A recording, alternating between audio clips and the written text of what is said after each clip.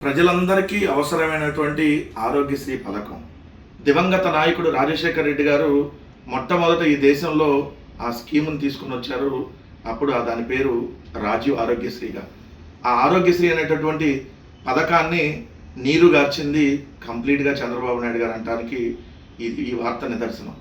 5 రోజులుగా ఆరోగ్యశ్రీ సేవలు నిలిచిపోతే ఆ 2 దినపత్రికల్లో వార్తే లేదు. అంతకుముందు సెప్టెంబరు, అక్టోబరు ఆ టైంలో కూడా నెట్వర్క్ ఆసుపత్రులు సమ్మె చేసి డిసెంబర్ కల్లా బకాయిలన్నీ వన్ టైం సెటిల్మెంట్ చేస్తామని చెప్పి అప్పుడు ప్రభుత్వం హామీ ఇచ్చింది.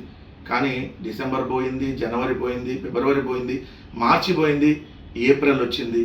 వాళ్ళు ఏప్రిల్ 1 నుంచి సమ్మెకు పిలుపునిచ్చారు.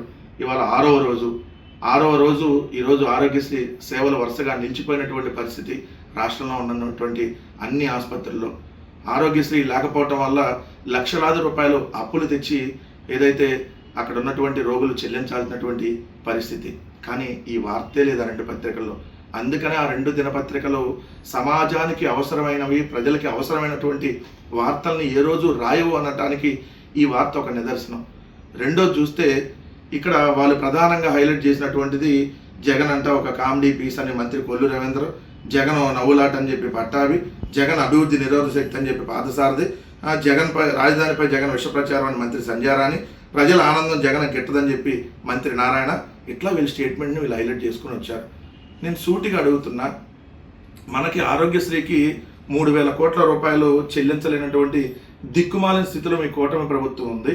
కానీ మీరేమో అమరావతి అనేటటువంటి ఒక రియల్ ఎస్టేట్ వెంచర్ కోసం 2 లక్షల నుంచి 3 లక్షల కోట్లు అప్పులు చేసి దాన్ని రేపు మొత్తం తిరిగి చెల్లించాలి అని అంటే 5-6 లక్షల కోట్లు అయ్యిద్ది. దాన్ని కడతామని ఎలా చెబుతున్నారు? ఇక్కడ 3,000 కోట్లు దిక్కు దివానం లేదు.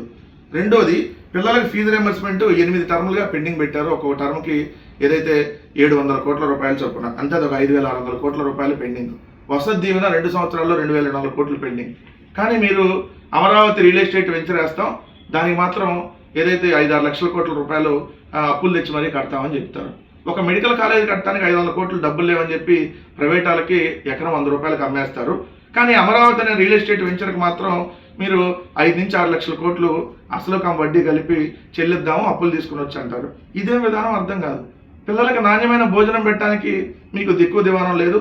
కానీ అమరావతి అనేటటువంటి చంద్రబాబు నాయుడు గారు రియల్ ఎస్టేట్ వెంచర్కి మాత్రం 5-6 లక్షల కోట్ల రూపాయలు ఏదైతే మన వడ్డీలు అసలు కలిపి కడదాం, అప్పులు తీసుకొని వచ్చేద్దాం లక్షల కోట్లు అని చెప్పి దాన్ని మాత్రం తీసుకొని వస్తానికి ప్రపోజల్ పెడతారు. అసలు మీ విధానం ఏందో క్లియర్గా అర్థం కావట్లా. ఇప్పటికైనా ఓ స్పష్టమైన విధానం మీకు ఏమైనా ఉంటే చెప్పి ఆడమని చెప్తా ఉన్నా ఈ కూటమి ప్రభుత్వానికి.